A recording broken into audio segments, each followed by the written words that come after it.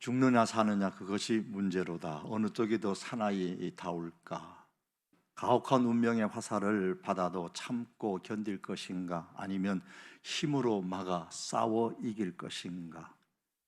여러분께서 종종 들어보셨던 윌리엄 셰익스피어의 햄릿에 나오는 명대사입니다. 죽느냐 사느냐의 선택에서 방황하는 햄릿은 흔히 현대인의 상징으로 비유되곤 합니다. 현대인들은 햄릿처럼 어디서나 항상 선택을 강요받고 있습니다. 선택과 관련하여 성경에 기록된 예수님의 행적을 살펴보면 예수님께서는 우리가 이해하지 못할 선택을 하신 모습을 자주 볼 수 있는데, 예를 들면 세례 요한에게 예수님이 세례를 받으셨던 사건이지요. 그 중에서도 가장 이해하지 못할 선택은 바로 십자가입니다.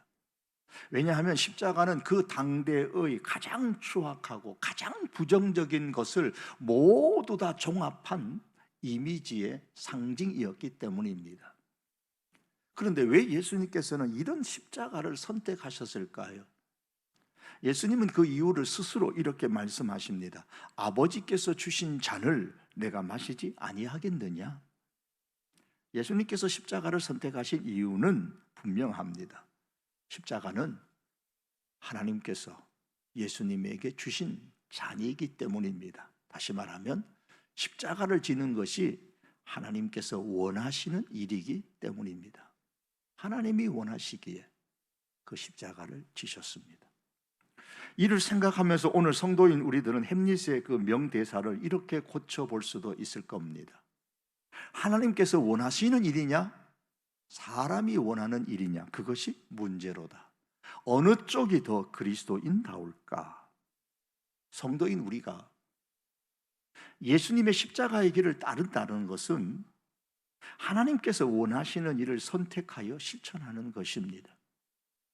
오늘 우리는 예수님께서 지신 그 십자가를 대신 질 수 없습니다. 설령 우리가 예수님이 지셨던 그 나무 십자가를 오늘 우리가 진다고 해도 그 십자가의 의미는 예수님이 지신 것과는 전혀 다릅니다. 오늘날 우리가 예수님의 십자가의 길을 따라간다는 것은 하나님께서 원하시는 일을 선택하여 실천하는 것입니다. 하나님께서 원하시는 일을 선택하여 실천하는 것이 더 그리스도인다운 모습입니다. 또한 햄릿의 명대사는 이렇게 말하지요. 가혹한 인생의 화살을 받아도 참고 견딜 것인가? 아니면 힘으로 막아 싸워 이길 것인가? 성도인 우리가 어느 날 참고 견디는 것을 선택해야 될 환경이 온다면 그 이유는 하나님께서 원하시기 때문이어야 합니다.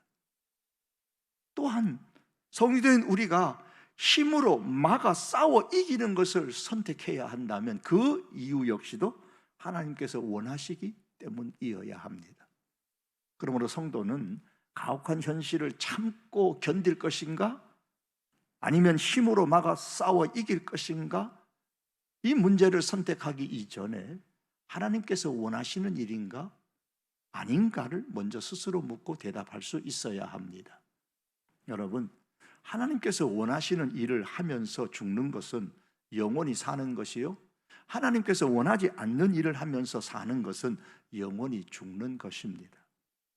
이 사실을 아셨던 예수님이시기에 이 땅에서 공생애의 삶을 사시는 동안 저 위쪽에 예루살렘, 북부 빌립보 가이사라와 갈릴리 지역 전 지역으로부터 남부에 있는 예루살렘에 이르기까지 오르내리시면서 예수님의 마음은 오직 한 길만 있었습니다. 그 길은 예루살렘 골고다로 가는 길입니다. 즉 십자가로 가는 길입니다. 여러분, 우리도 오직 한 길입니까? 지리적인 예루살렘의 골고다가 아니라 오직 한 길, 십자가로 가는 길을 우리가 걷고 있습니까? 십자가로 가는 길은 다른 데 있지 않습니다. 오늘 우리들에게 있어서 십자가로 가는 길은 하나님께서 원하시는 일을 선택하여 실천하는 것입니다. 예수님께서 마지막 십자가의 한 주간의 삶을 시작하시기 전에 먼저 오늘 본문 앞장인 11장에 보시면 나사로를 살리신 사건이 나옵니다. 이 사건이 이제 본문의 12장으로 오면서 예수님께서 십자가로 가시는 그 길과 관련되어진 연속적인 어떤 사건을 일으켰습니다. 그 사건이 오늘 12장에는 세 가지가 나옵니다. 12장에 기록된 연속된 첫 번째 사건은 나사로의 누이 동생인 마리아가 예수님의 발에 향유를 부은 것입니다. 이것이 1절에서 8절의 내용이에요. 이에 대해서 가룟 유다가 이런 반응을 보였습니다. 5절에 보면 이 향유를 어찌하여 300데나리온에 팔아 가난한 자들에게 주지 아니하였느냐. 반면에 예수님은 마리아의 행동에 대해서 이렇게 반응하셨습니다. 7절에 보면 그를 가만두어라. 나의 장례할 날을 위하여 그것을 간직하게 하라. 오늘 본문의 성경에 가룟 유다는 돈에 대한 집착이 굉장히 심한 사람으로 소개되고 있습니다. 지극히 물력적인 관점에서 마리아의 행동을 바라보고 설명하고 이해하고 비난했습니다. 성경은 6절에 보면 그가 도둑이라 그랬습니다. 예수님 제자 공동체의 돈꾀를 맡은 사람인데 돈궤에 돈을 훔쳐 자기를 위해 사용했던 도둑이었습니다. 지극히 물력적인 관점에서 살았죠. 반면에 예수님은 마리아의 그 행동을 일컬어 영적으로 바라보고 칭찬하셨습니다. 나사로와 관련된 두 번째 사건은 예수님께로 사람들이 몰려왔는데 그 무리들에 대한 대제사장들의 반응입니다. 무리들이 몰려온 이유는 예수님만이 아니라 죽었다가 다시 살아난 나사로를 보기 위함이다. 그 오늘 9절에서 말씀했습니다. 10절, 11절까지죠. 자, 사람들이 예수님께로 몰려오는 것을 보고 대제사장들의 반응은 나사로를 죽이려고 모의했습니다. 저 나사로를 죽이면 예수님께로 모이지 않겠지. 대제사장들의 이런 반응은 지극히 인간적인 행동이었습니다. 반면에 무리들은 반응하기를 다시 살아난 나사로를 보고 예수님을 믿었습니다. 사람들은 영적인 행동을 했습니다. 나사로와 관련된 세 번째 사건은 그 다음 날에 있었습니다. 예수님께서 어린 나귀를 타시고 예루살렘으로 입성하셨을 때에 유월절 명절을 지내기 위해서 사방에서 원근 각처에서 심지어 외국에서까지 예루살렘으로 몰려온 큰 무리가 예수님을 환영했습니다. 예루살렘의 입성에 대해서 큰 무리는 반응을 보이기를 종려나무를 가지고 예수님을 맞으러 나왔습니다. 그리고 이렇게 외쳤습니다. 13절에 호산나 찬송하리로다 주의 이름으로 오시는 이 곧 이스라엘의 왕이시여. 왜 이렇게 반응을 했습니까? 예루살렘에 온 큰 무리는 예수님께서 나사로를 살리신 기적에 대한 소문을 들었기 때문이다 라고 오늘 성경은 17절과 18절에서 말씀합니다. 반면에 예수님의 입성에 대한 무리들의 반응에 대해서 바리새인들은 반응하기를 무리들이 아주 쓸데없는 짓을 한다 그렇게 말했습니다. 그리고 온 세상이 예수님을 따른다고 사실은 질투를 하고 있었습니다. 지금까지 살펴본 예수님께서 나사로에 살리신 사건 이후에 연이어 일어난 이 세 가지 후속 사건으로 인해서 사람들이 선택한 행동은 크게 두 부류로 나뉘어졌습니다. 여러분, 이들이 선택한 행동이 하나님께서 원하시는 일입니까? 아닙니까? 하나님께서 원하시는 일을 선택했다면 십자가의 길을 걸어가는 것이요, 하나님께서 원하시지 않는 일을 선택했다면 십자가로부터 멀어지는 길을 걸어가는 것입니다. 가룟 유다의 물욕의 길이나 대제사장들의 사람들로부터 받는 인기의 길이나 그리고 바리새인들의 질투의 길, 이 길은 걸어간다는 것은 하나님께서 원하시는 일이 아니었습니다. 반면에 값을 계산하지 않고 향유를 붓는 마리아의 행동이나 예수님을 믿는 뭇 사람들의 행동은 하나님께서 원하시는 일이었지요. 그런데 오늘 본문에 기록된 이들 세 가지 사건 외에 가장 두드러지게 나타나는 사건은 예루살렘으로 입성하실 때 선택하신 예수님의 행동입니다. 14절에 보시면 예수는 한 어린 나귀를 보고 타시니, 예수님께서 어린 나귀를 타고 예루살렘으로 입성하셨습니다. 이 나귀를 타신 사건을 15절에는 설명을 합니다. 구약 성경에 예언된 대로 하신 것이다. 즉 구약의 성경을 성취하시기 위한 예수님의 행동이라고 표현했습니다. 15절에 보면 이는 기록된 바 시온 따라 두려워하지 말라 보라 너희 왕이 나귀 새끼를 타고 오신다 함과 같더라. 이 어린 나귀를 타시는 예수님에 관한 구약 성경의 예언은 스가랴서 9장 9절에 기록되어져 있습니다. 하반절에 보면 그는 공의로우시며 구원을 베푸시며 겸손하여서 나귀를 타시나니 나귀의 작은 것 곧 나귀 새끼니라. 장차 오실 하나님이 보내시는 메시아는 나귀 새끼를 타고 오실 것이다, 예루살렘에 입성하실 것이라고 말씀하셨고 그 말씀대로 성취되어졌습니다. 그런데 이 말씀에 의하면 예수님께서 어린 나귀를 타신 것에 대하여서 겸손이다 그렇게 표현을 했습니다. 겸손하여서 나귀를 타셨다 그랬습니다. 그러므로 예수님께서 타신 그 나귀 새끼는 예수님의 겸손을 나타내는 하나의 이미지죠. 그런데 왜 예수님은 예루살렘 입성하시면서 그 나귀를 타셨을까요? 왜 겸손함을 표현했을까요? 거기에는 이유가 있습니다. 예루살렘에 입성할 때에 예수님을 환영한 사람들이 다 예수님을 진짜 믿은 것은 아닙니다. 그들은 예수님을 오늘 본문에 보면 이스라엘의 왕이라 그랬어요. 어떤 왕인가? 당시 로마의 식민지로부터 자기 나라, 자기 민족을 해방시켜줄 정치적인 왕이라고 생각하고 기대한 겁니다. 그들은 단지 예수님 그분이 아니라 예수님으로부터 떨어질 어떤 콩고물들을 기대하고 관심을 보였던 겁니다. 9일에 사람들은 다시 이렇게 외쳤습니다. 그를 십자가에 못 박게 하소서, 십자가에 못 박게 하소서. 예수님은 우리가 기대했던 이스라엘의 왕이 아니라는 겁니다. 예수님에 대한 자기들의 기대가 잘못되어졌다는 겁니다. 그래서 강도인 바라바를 선택하고 예수님을 십자가에 못 박아 죽게 만드는 길을 선택했습니다.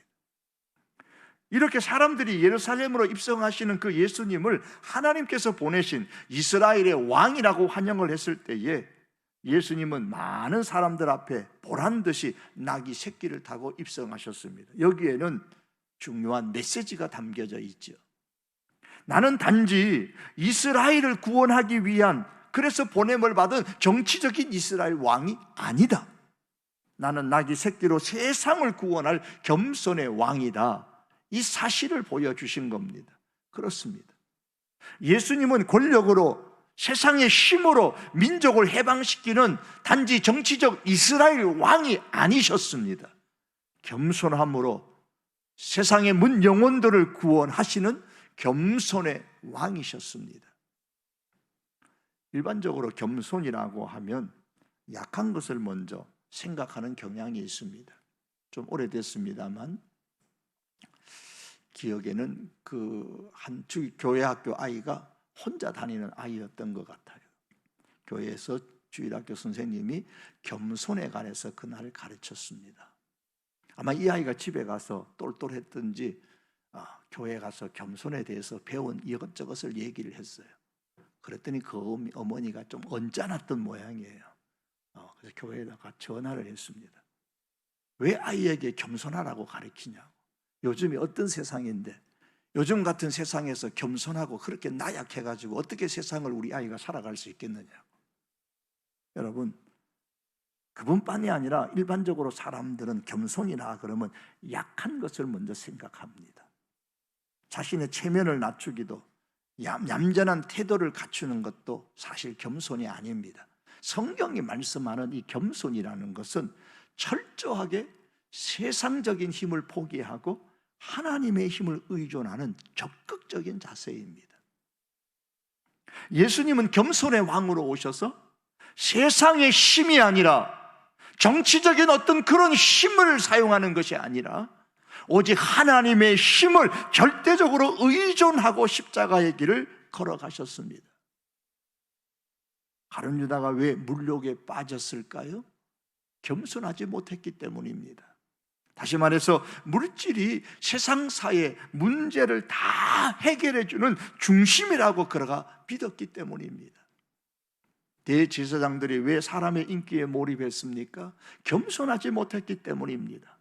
사람의 인기가 세상 사는데 가장 큰 기쁨을 주고 살만한 인생이 되는 원동력이라고 믿었기 때문입니다. 왜 바리새인들이 질투심에 빠졌습니까? 겸손하지 못했기 때문입니다. 많은 사람들의 마음을 얻는 것이 곧 인생 성공의 힘이라고 생각했기 때문입니다. 이들은 다 한결같이 세상의 어떠한 힘을 의존하여 자기의 인생을 만들어 가려고 했습니다. 그러기에 그들은 결코 예수님의 십자가로 가는 길을 이해할 수도 없었고 믿을 수도 없었고 십자가로 가는 길을 선택하여 걸어갈 수도 없었습니다. 어린 나귀를 타고 예루살렘으로 입성하시는 그 예수님의 모습은 평화를 상징하는 것입니다. 그래서 나귀 새끼를 타시는 메시아에 관한 예언의 말씀을 스가랴 9장 9절이 하고 그 다음에 이어지는 10절에서 평화에 관해서 선포를 합니다. 내가, 즉 누가? 장차 오실 메시아가 에브라임의 병거와 예루살렘의 말을 끊겠고 전쟁하는 활도 끊으리니, 병거와 말과 활을 끊는다는 것은 전쟁이 끝났다는 거예요. 평화가 되었다는 겁니다. 그가 이방 사람에게 화평을 전할 것이요 그의 통치는 바다에서 바다까지 이르고 유브라데 강에서 땅끝까지 이르리라. 장차 오실 메시아가 평화를 이루실 것이다 라는 말씀이에요. 예언의 말씀입니다. 어린 나귀를 타시는 메시아가 이방 나라에까지 땅끝까지 화평을 이루겠다는 거예요. 그러므로 어린 나귀를 타신 이 예수님의 모습은 화평을 상징합니다. 그런데 어떻게 이 화평을 이룰 것인가? 그 화평을 이루시는 예수님의 방법은 십자가입니다. 성경은 말씀합니다. 또 십자가로 이 둘을 한 몸으로 하나님과 화목하게 하려 하심이라. 그는 우리의 화평이신지라 그랬습니다. 예수님의 십자가가 화평을 이루는 방법이라고 말씀하셨습니다. 화평의 도구인 십자가를 가장 잘 나타낸 이미지가 바로 어린 나귀를 타시는 예수님의 모습입니다. 그러므로 예수님의 겸손이 가장 적극적으로 그리고 분명하게 나타난 것이 바로 십자가입니다. 십자가는 예수님의 겸손의 극치입니다. 다시 말하면 세상적인 어떤 힘을 의지하지 아니하고 하나님의 힘을 전적으로 의존하는 모습으로 온 세상을 구원하시겠다는 표현, 이것이 바로 나귀 새끼고 이것은 바로 십자가로 구체화되어졌습니다. 이것이 하나님께서 예수님에게 원하시는 일이었습니다. 그러므로 사랑하는 성도 여러분, 겸손이라는 것은 그저 타인을 향하여 내 자세를 낮추는 정도가 아닙니다.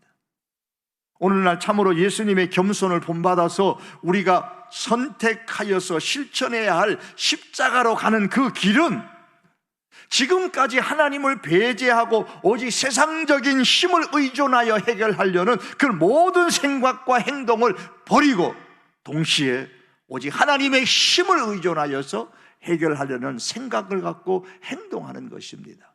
이것이 하나님께서 우리들에게 원하시는 일이요, 이것이 오늘날 우리가 십자가의 길로 가는 것입니다. 사느냐 죽느냐 그것이 문제로다. 예수님은 이 십자가의 길로 죽기 위하여 예루살렘으로 입성하셨습니다. 즉 죽으러 가시는 하늘 왕의 행차입니다. 그런데 살기 위하여 예루살렘으로 입성한 왕이 있습니다. 그런 예수님께서 이 길을 걷기 300년 전에 이 길을 걸었습니다. 그는 알렉산더 대왕입니다.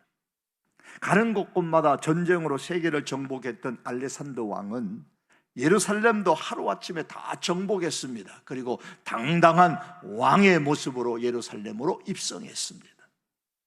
그러나 역사의 기록에 의하면 여러 설이 있습니다만 그 중에 하나가 알렉산더 대왕은 아라비아 사막 원정 때 열병을 앓다가 죽었다고 합니다. 그때 그의 나이가 33살입니다. 알렉산더는 당대의 가장 유명하고 힘 있는 왕으로서 아주 멋진 말을 타고 정복자로서 살기 위하여 예루살렘에 입성했습니다.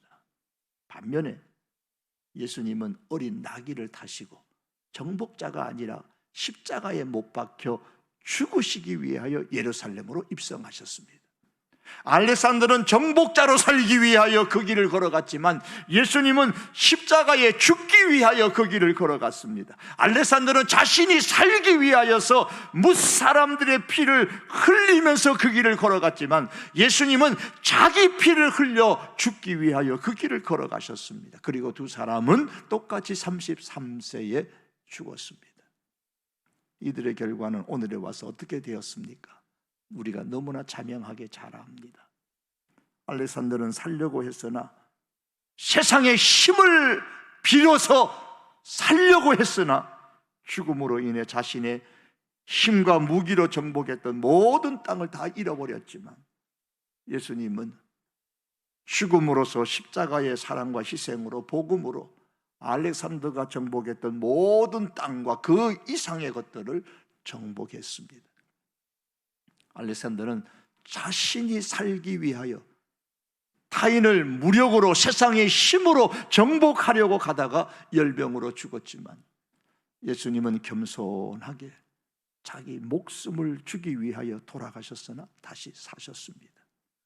사랑하는 성도 여러분, 마지막 죽는 순간까지 자기의 욕심을 채우려다가, 세상적인 힘을 빌어서 자기의 욕심을 채우려다가 죽은 그 알렉산더와 같은 인생의 길을 우리가 걷지 마십시다. 마지막 죽는 순간까지 겸손함으로, 세상의 힘이 아니라 오직 하나님의 힘을 의존하여 하나님께서 허락하신 일을 선택하고 실천하며, 그래서 십자가 길로 걸어가신 그 예수님의 길을 뒤따라가는 저와 여러분들의 인생이 될 수 있기를 바랍니다. 말씀을 맺기를 원합니다. 인생에 있어서 가장 중요한 질문 중에 하나는 바로 이겁니다. 사느냐 죽느냐. 하나님께서 원하시는 일을 하면서 죽는 것은 영원히 사는 것이고, 하나님께서 원하지 않는 일을 하면서 사는 것은 영원히 죽는 것입니다. 그러므로 하나님께서 원하시는 일이냐, 사람이 원하는 일이냐, 그것이 문제입니다. 세상에서 어떤 분야에서 일하시든, 현재 내가 어떤 업에 종사하든 하나님께서 원하시는 방법으로 일하십시오. 그것이 하나님께서 원하시는 일입니다. 그리고 하나님께서 원하시는 일을 하는 그것이 오늘 이 시대에 내가 십자가로 가는 길입니다. 이야기를 하나 하고 마치겠습니다. 태초에 하나님이 세상을 창조하셨습니다. 땅에는 온갖 형태의 동물들이 넘쳐났습니다. 동물들은 자기들의 그 모습에 대해서 아주 만족스러워했습니다. 그런데 유독 불만과 불평하는 것이 있었는데 바로 새이었습니다. 새들은 불평했습니다. 다른 동물들은 다리가 4개나 있는데 우리는 2개밖에 없잖아요. 그런데 그 2 다리마저도 볼품도 없고 근육도 없고 다른 짐승하고 비교하면 이건 비교가 안 돼요. 그야말로 새다리였습니다. 그뿐만 아니라 등 뒤에는 아주 거추장스러운 짐이 2개나 얹혀 있었습니다.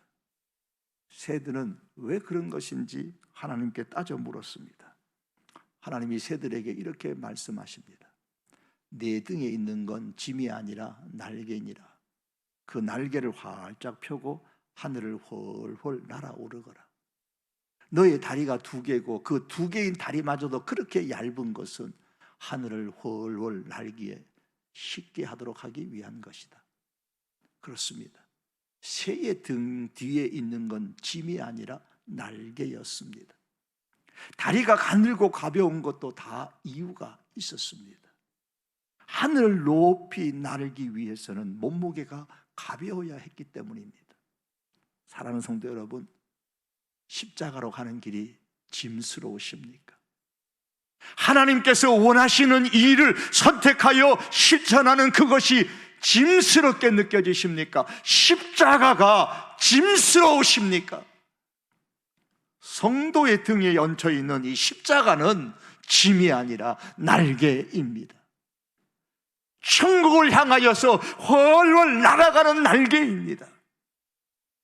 그러므로 삶의 순간순간에 하나님께서 원하시는 일인가, 사람이 원하는 일인가, 선택의 기로에 설 때마다 한숨을 쉬면서 또 내가 하나님의 일을 선택하여 행해야 하는가, 그렇게 고민하고 갈등하고 불평하고 원망하지 마십시다. 선택의 기로에 섰을 때에 하나님께서 원하시는 그 일을 기꺼이 선택하여 십자가로 가는 그 길을 우리가 즐거운 마음으로 걸어갈 수 있는 참된 그리스도인다운 삶을 살아갈 수 있기를 주님의 이름으로 축복합니다. 기도드립니다.